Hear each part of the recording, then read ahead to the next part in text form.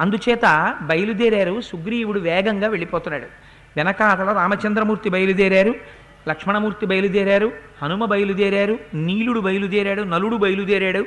అందరూ బయలుదేరి వెళ్ళారు. సుగ్రీవుడు చుట్టూ ఉండేటటువంటి 4 మంత్రులు, వారితో పాటుగా రామలక్ష్మణులు. ముందు సుగ్రీవుడు వెడుతున్నాడు. ఆ వెడుతుండగా ఈ శ్లోకమే రామాయణంలో ఆ తరువాతి కాలంలో ఇవాల్టి రోజు వరకు పెద్ద చర్చ జరగడానికి తెరతీసిన శ్లోకం ఈ శ్లోకమే. ఈ శ్లోకం మీద ఆ తర్వాత పండితులందరూ జుత్తు పట్టుకున్నారు. ఇప్పటికీ దీని మీద చర్చ అవుతూనే ఉంది. రాముడు ధర్మాత్ముడా? మనం ఎంత ధర్మాత్ములం ఎవరికి అక్కర్లేదు. రాముడు ధర్మాత్ముడా? ఏమిటా శ్లోకం అంటే, సర్వేతే త్వరితం గత్వా కిష్కింధాం వాలిన పురీం వృక్షైరాత్మానమావృత్య వ్యతిష్ట గహనేవని. ఆ ముందు సుగ్రీవుడు వెళ్ళిపోయాడు కిష్కింధా పట్టణంలోకి. మిగిలిన వాళ్ళందరూ పైకి కనపడకుండా అడ్డగించి ఆచ్ఛాదించగలిగినటువంటి దట్టమైన చెట్ల వెనక దాగి ఉన్నారు. కాబట్టి రాముడు ఎక్కడున్నాడు? నిష్పక్షపాతంగా ఋషి మాటలో చెప్పాలి అంటే చెట్ల చాటునే ఉన్నాడు. రాముడు ప్రకటంగా బయటికి రాలేదు, చెట్టు చాటునే ఉన్నాడు. రాముడు కూడా గభాలన బయటికి వచ్చి వాలి చూస్తే రాముడు కనపడడు.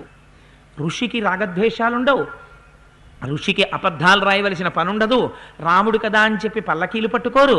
రాముడు కదా అని చెప్పేసి ఇక్కడ ఇలా రాస్తే బాగుండదేమో కొంచెం మార్చేద్దామని చెప్పి రాయడాలు ఇలా ఏముండవు. ఋషికి ఉన్నది ఉన్నట్టు రాసేస్తారు.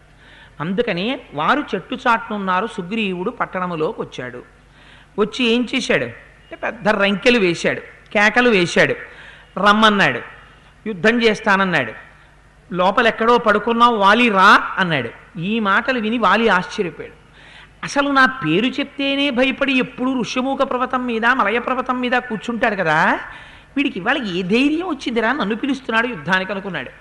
అని గబగబా మదోన్మత్తుడై బయటికి వచ్చాడు. ఎంతైనా కొట్టుకుంటున్నది అన్నదమ్ములు. మీరు ఒకటి గుర్తుపెట్టుకోండి. ఎప్పుడు తార ఒక మాట అడుగుతుండేది, మీ తమ్ముడయ్యా చంపేయకనేది. నిజంగా వాలి కానీ గట్టిగా పిడికిలి బిగించి గుద్దితే చచ్చిపోతాడు సుగ్రీవుడు. ఎందుకనంటే ఆయనకి 2 బలాలు ఉన్నాయి. ఆ ఏం బలాలు ఉంటాయో వాలికి మీకు చెప్తాను. పిడికిలి బిగించి గుద్దాడు అనుకోండి చచ్చిపోతాడు. దుందుబంతటి వాడు, మాయావంతటి వాడు ఆయన ముందు నిలబడలేకపోయాడు. గోలభుడంతటి వాడు నిలబడలేకపోయాడు. సుగ్రీవుడు ఎక్కడ నిలబడతాడు? కానీ ఎందుకు చంపడంటే తార చెప్తూ ఉంటుంది, తోడ పుట్టినవాడయా చంపకు, కొట్టి వదిలే పారిపోతాడంటుంటుంది. అందుకని కొట్టి వదిలేస్తూ ఉంటాడు. అందుకని బయటికి వచ్చాడు, గట్టిగా బిగించి కట్టుకున్నాడు, పిడికిలి చూపించాడు. ఎరా బుద్ధిహీనుడా మళ్ళీ వచ్చావు, రా నా ప్రతాపం ఏమిటో చూద్దు కానివన్నారు అని ఒక్క పిడికిడి పోటు శిరస్సు మీద గుద్దారట. ఆ గుద్దేటప్పటికీ వెంటనే పంపులన్నీ పిల్లలు సరదాగా వెళ్ళి విప్పేస్తే ఎలా కొళాయిల్లోంచి నీరు కారిపోతుందో అలా నవరంధ్రములలోంచి నెత్తురు ఏర్లులా కారిపోయిందిట. కారిపోయి చతికిల పడిపోయాడు. కానీ సుగ్రీవుడేమంత తొందరగా ఊడుకునేవాడు కాదు. లేచి పిడిగుద్దులు గుద్దుతున్నాడు వాళ్ళని. ఆ వాలి సుగ్రీవుణ్ణి గుద్దుతున్నాడు. ఇద్దరు పొడుచుకుంటున్నారు, మోచేతులతో పొడుచుకుంటున్నారు, పాదాలతో కొట్టుకుంటున్నారు, శిరస్సులతో కుమ్ముకుంటున్నారు. చూస్తూనే ఉన్నాడు. చూడవలసిన ఆయన మాత్రం ఎవరు చూస్తున్నవాడు? రాముడు. చెయ్యవలసిన పని ఏమిటి? బాణం తీయాలి. ఆయన తీయడం లేదు. ఇద్దరూ కొట్టుకుంటున్నారు. సరే కొట్టుకోండి అన్నాడు. కొట్టుకున్నారు. కొట్టుకున్న తర్వాత ఇంకా అటు ఇటు ఈ వేడేమిటి బాణం అని అటు ఇటు చూస్తే ఎక్కడా కనపడలేదు. మీరు ఇక్కడే ఒక విషయం జ్ఞాపకం పెట్టుకోవాలి. వాలికి కనపడని వ్యక్తి సుగ్రీవుడికి కనపడడు. అందుకని రాముడు కనపడలేదన్న విషయాన్ని సుగ్రీవుడి మాటల్లో చెప్పారంతే ఋషి. అంతే తప్ప వాలికి కనపడలేదండి, మీరు దాని గురించి ప్రయత్నం అక్కర్లేదు. అటు ఇటు రాముడి కోసం చూసినటువంటి సుగ్రీవుడికి రాముడు కనపడలేదు. కాబట్టి వాలికి కనపడతాడా? వాలికి కనపడ్డు. కాబట్టి చెట్టు చాటునే ఉన్నాడు. ఆ విషయంలో సందేహమేం అక్కర్లేదు, బెంగపెట్టేసుకోక్కర్లేదు, గుండెలు బాధేసుకోక్కర్లేదు. రాముడు చెట్టు చాటు నుంచి బాణం వేయడం ఏమిటండి అని దాన్ని ఎలాగోలా మార్చేసే ప్రయత్నాలు ఏం చెయ్యక్కర్లేదు. ఋషి ఎలా చెప్పారో అలా రామాయణాన్ని అర్థం చేసుకోండి. Don't have any biased mind. నేను మొదటి నుంచి చెప్తున్నాను, ఒక పక్షపాత దృష్టితో రామాయణాన్ని చదవకండి. రామాయణం ఋషి ఎలా చెప్పారో మీరు అలా చదవండి. హాయిగా కూర్చుని మీరు ఒక పాఠకుడిగా అందంగా, మీకు ఇంతకుముందు ఎప్పుడూ రామాయణం తెలియని వ్యక్తి మొట్టమొదటిసారి రామాయణాన్ని చదువుకుంటుంటే ఎలా చదువుకుంటాడో మీరు అలాగే చదువుకునే ప్రయత్నం చేయండి. వాల్మీకి మహర్షి దగ్గర ఒక గొప్ప గొప్ప రచనా వైచిత్రుంది. మీరే ప్రయత్నం చెయ్యక్కర్లా, అన్ని చక్క అరటిపండులు ఇచ్చినట్టు తర్వాత ఆయనే ఒక్కొక్క ముక్క మీ నోట్లో పెట్టేస్తారు తప్ప మీరు వెంటనే గుండె బాధేసుకుని ఈ శ్లోకం చదవగానే దీన్ని ఎలా మనం కవర్ చేసేయచ్చు అని చదవడం మొదలెట్టారనుకోండి, అప్పుడు డిస్టార్ట్ అవుతుంది రామాయణం. అప్పుడు రామాయణం ఇబ్బందిలోకి వెడుతుంది. అందుచేత చూశాడు, కనపడలేదు రాముడు. కనపడకపోతే పాపం ఇంకా ఎలాగో నేను యుద్ధంలో నిలబడలేను అనుకున్నాడు. పరుగు పరుగున ఋష్యమూక పర్వతం వైపుకు పారిపోయాడు. పారిపోయిన తర్వాత వీడు ఎలాగో పారిపోయాడని, చూశావా నిన్ను విరిచేశానని చెప్పి వాలి వెనక్కి తిరిగి అంతఃపురంలోకి వెళ్ళిపోయాడు. వెళ్ళిపోయిన తర్వాత వెళ్ళి ఆ ఋష్యమూక పర్వత శిఖరం మీద ఓ శిలెక్కి ఒంట్లోంచి నెత్తురంతా కారిపోతోంది, తలంచుకుని ఆయాసపడుతూ ఏడుస్తూ కూర్చున్నాడు. ఇంతలో లక్ష్మణుడితో కలిసి రాముడు వచ్చాడు. వస్తే ఆయన అన్నాడు, ఏమయ్యా నేను నిన్నేమన్నా అడిగానా వచ్చి రాముడిని ఆ వాలిని చంపుతావా అని? నువ్వు వాలిని చంపుతానని ప్రతిజ్ఞ చేస్తే కదా నేను యుద్ధానికి వెళ్ళాను. నువ్వు నేను యుద్ధం చెయ్యనయ్యా, వాలిని నేను చంపనయ్యా అని ఒక మాట చెప్తే నేను ఎడతానా? అనవసరంగా వెర్రికేకలేస్తానా? వాలిని పిలుస్తానా? ఎందుకు కొట్టించావయ్యా నన్ను ఇలాగా అని అడిగాడు. అడిగితే రాముడి దగ్గర ఉన్న గొప్పతనం ఆయన ఏం వైక్లభ్యాన్ని పొందలేదు. ఇప్పుడు కూడా అయ్యో ఏమనుకోకే నా కోదండం పక్కనెట్టేసి ఓహో చేతులు పిసికేసి ఆయన ఏం మాట్లాడలేదు. ఆయన ఎలా ఉన్నారో అలాగే నిలబడ్డారు. నిలబడి ఆయన అన్నారు, కదలని వ్యక్తిత్వం, చెక్కు చెదరని వ్యక్తిత్వం అంటే ఎలా ఉంటుందో అటువంటి వ్యక్తిలోంచి వచ్చేటటువంటి నిర్ణయాలు ఎలా ఉంటాయో మీరు ఆలోచించండి. అందుకే రాముడు పరమధార్మికుడు అనడానికి కారణం పరిస్థితుల యొక్క వ్యగ్రతకి లొంగిపోయేటటువంటి మనస్సుల్లోంచి ఉత్తమ నిర్ణయములు రావు. స్వస్థితి నుంచి విడివడకుండా సాక్షి మాత్రముగా విషయములను చూసి దాంట్లోంచి నిర్ణయం చెయ్యగలిగినటువంటి వాడు ఎవరుంటాడో వాడు గొప్ప నిర్ణయములను చెయ్యగలడు. అందుకే రాముడు ఒక గొప్ప ధార్మికుడు, రాముడు ఒక గొప్ప తండ్రి, రాముడు ఒక గొప్ప సోదరుడు, రాముడు ఒక గొప్ప శిష్యుడు, రాముడు ఒక గొప్ప భర్త, రాముడు ఒక గొప్ప పరిపాలకుడు. సాధారణంగా ఒకరు ఒక గొప్ప భర్త అవచ్చు, ఒక గొప్ప పరిపాలకుడు కాలేకపోవచ్చు. ఒకడు ఒక గొప్ప పరాక్రమవంతుడు కావచ్చు, కానీ ఒక గొప్ప శిష్యుడు కాలేకపోవచ్చు. కానీ రాముడు అన్నీ ఎందుకని అంటే తాను ఎవరి ముందు నిలబడ్డాడో అప్పుడు ఎలా నిలబడాలో అలా నిలబడతాడు అంతే. నీకు రాముడి పాత్ర నేర్పుతుంది జీవితాన్ని. నువ్వు ఎక్కడ నిలబడ్డావో, ఏ కారణం చేత నువ్వు అప్పుడు బాణం వెయ్యలేదో ఆ మాట అవతల వారికి యథార్థమే అని అవతలవాడు నమ్ముతాడంటే కదా నువ్వు బాణం వేయలేదు. ఇక్కడ నమ్మావు, ఇందుకు నేను బాణం వేయకూడదని, అది నిజంగా నువ్వు చెప్పగలిగిన కారణం కనుక నువ్వు సుగ్రీవుడి దగ్గర భయపడవలసిన అవసరం లేదు.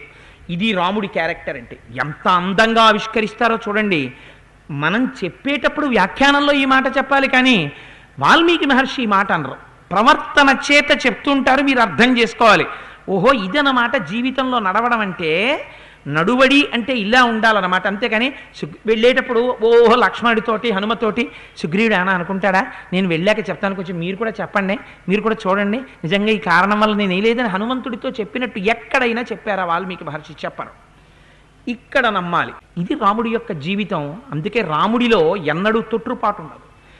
అందుకని ఆయన అంటాడు, యాన్నావగచ్చత్ సుగ్రీవం వాలినం వాపి రాఘవ తతోన కృతవాన్ బుద్ధిం మోక్తుమంతకరం శరం ఏతస్మిన్నంతరే భగ్న సుగ్రీవస్తేన వాలిన ఆపశ్యన్ రాఘవం నాథ ఋష్యమూకం ప్రదద్రువే అని రాముడంటాడు. అలంకారేణ వేషేణ ప్రమాణేన గతేన చ తం చ సుగ్రీవ వాలీచ సదృశౌస్థ పరస్పరం సర్వేణ వర్చసా చైవ ప్రేక్షితేన చ వానర విక్రమేణ చ వాక్యైశ్చ వ్యక్తిం వానోపలక్షయే జీవితాంతకరం ఘోరం సదృశాత్తు విశంకిత మూలఘాతో ననౌ స్యాద్ధి దయోరపి కృతోమయ. నేను మీ ఇద్దరూ దెబ్బలాడుకుంటున్నప్పుడు నేను ఎన్నడూ వాలిని చూడలేదు సుగ్రీవ. ఈ మాట యథార్థం. నేను ఇంతకు ముందు వాలిని ఎరగను. నువ్వు వాలితో యుద్ధం చేస్తావు, నేను మీ వాలి మీద బాణం వేద్దాం అనుకుని వచ్చాను. తీరా నువ్వు పిలిచిన తర్వాత వాలి బయటికి వచ్చాడు. నేను విస్మయం చెందాను. ఎందుకంటే నువ్వు వాలి ప్రతి విషయంలో ఒక్కలా ఉన్నారు. మీ ఇద్దరూ దెబ్బలాడుకుంటుంటే అశ్వినీ దేవతలు దెబ్బలాడుకుంటున్నట్టుంది. ఎవరు వాలి ఎవరు సుగ్రీవుడు నాకు తెలియలేదు. కంఠస్వరంలో మార్పు ఉంటుందేమో అని చూశాను. ఎందుకంటే గుద్దుకునేవాడు ఆ ఊ అని అరుస్తూ ఉంటాడు. పోనీ సుగ్రీవుడి కంఠం నేను విన్నాను, వాలి కంఠం మరొకలా ఉంటే కంఠంతో గుర్తుపడదాం అనుకున్నాను. ఇద్దరూ ఒకలా అరుస్తున్నారు. ఇద్దరూ ఒకలా పరిగెడుతున్నారు. దురదృష్టం, ఇద్దరూ ఒక్కలా అలంకారం చేసుకున్నారు. ఎందుకని? సింహాసనం మీద కూర్చునేటటువంటి వాడు కిరీటాలు పెట్టుకుని మణిహారాలు వేసుకుంటాడు, కానీ స్నానం చేయడానికి వెళ్ళేటప్పుడు ప్రభువు కిరీటం పెట్టుకుంటాడా, మణిహారాలు వేసుకుంటాడా? ప్రభువు స్నానం చేసినా, నేను స్నానం చేసినా ఉన్నవి తీసి వెళ్ళవలసిందే. నాకున్న రుద్రాక్షమాల తీసి నేను స్నానం చేస్తాను, ఆయనకున్న మణిహారాలు తీసి ఆయన స్నానం చేస్తాడు. తీయడం విషయంలో నేను ప్రభువు ఒకటే అక్కడ. అందుకని వచ్చింది మల్ల యుద్ధం చేయడానికి వచ్చాడు సుగ్రీవుడితోటి. మల్ల యుద్ధం చేయడానికి వచ్చిన వాడికి కిరీటమును అలంకారాలు ఉండవుగా, కట్టవలసింది గట్టి దట్టి కట్టుకోవాలంతే. నేను అలా గట్టిగా ఓ దట్టి కట్టుకుని వచ్చాడు ఆయన కూడా. ఈయన అలాగే వెళ్ళాడు యుద్ధానికి ఎడుతున్నాడని. లోపల మనస్సుల యందు ఒకే రకమైన కారణమునకు వెడుతున్నారు కాబట్టి ఇద్దరి అలంకారములు ఒకలా ఉండడంలో మీరు తప్పు పట్టడానికి వీలు లేదు. అది వేరొకటి అనుకోండి. మీ ఇద్దరు సభలో కలుసుకుంటున్నారంటే నేను వాలిని గుర్తుపట్టలేకపోయానని రాముడంటే రాముని యందు మీరు అసత్య దోషమని ఆరోపించవచ్చు. వెళ్ళినది ఇద్దరు ఏకీకృతమైనటువంటి అలంకారములతో ఉండడానికి అవకాశం ఉంది. అందుకని ఇద్దరు ఒకే రకమైన అలంకారంతో ఉన్నారు, ఒకే రకమైన మాటతో ఉన్నారు, ఒకే రకమైన ధ్వనితో ఉన్నారు, ఒకే రకమైన వేగంతో ఉన్నారు, ఒకే రకంగా కొట్టుకుంటున్నారు. కానీ నాకొక్క విషయం మాత్రం తెలుసు. నేను ఎలాగో అలా నిర్ణయించుకుని ఇతడే వాలయ్యుంటాడు అని బాణం వేసేసాను అనుకో, అది వెళ్ళి గిల్లి పడిపోయే బాణం కాదు, మూలఘాతి. ఎంత మాట వేసేశాడో చూడండి రాముడు. ఆ బాణం తగలగానే సుగ్రీవా, అది తగిలినవాడు ఇహ ఈ లోకమునందుండడు. అది పొరపాటున నీకు తగిలిందనుకో, నువ్వు నేను కూడా ఉండవు. ఎందుకుండం? అగ్నిసాక్షిగా నేను నీతో స్నేహం చేసుకున్నాను. కష్టం సుఖం ఏకంచా అని చెప్పాను. నీకు నాకు కష్ట సుఖములు ఒక్కటే అని చెప్పాను. అటువంటి వాణ్ణి బుద్ధి యందు వైక్లభ్యంతో దెబ్బ తింటే తిన్నాడు వెనక్కొస్తాడని ఆలోచించకుండా నీ మీద బాణప్రయోగం చేసేస్తే, నువ్వు మరణిస్తే, ఆనాడు నేను మిత్రఘాతకుణ్ణి కనుక నేను కూడా శరీరం వదిలిపెట్టేసేయాలి అగ్నిహోత్రంలో దూకి. అందుచేత రాముడు అన్నాడు, ఇది మూలఘాతి. ఈ బాణప్రయోగం చేస్తే నీకే కాదు మూలఘాతి, మన ఇద్దరికీ మూలఘాతి, ఇద్దరం పడిపోతాం. అందుకని సుగ్రీవా, నేను ఈ బాణప్రయోగం చెయ్యలేదు, నువ్వు నన్ను నమ్ము. ఇందులో నేను బాణం వేయడంలో ఎక్కడైనా పొరపాటు ఉన్నది అని నువ్వు చెప్పగలవా? ఈ మాటకి సుగ్రీవుడు మాత్రం చెప్పగలడా? ఎలాగో అలా వేసేసి ఉండాల్సిందయా అనగలడా సుగ్రీవుడు? అనలేడు. అందుకని ఊరుకున్నాడు.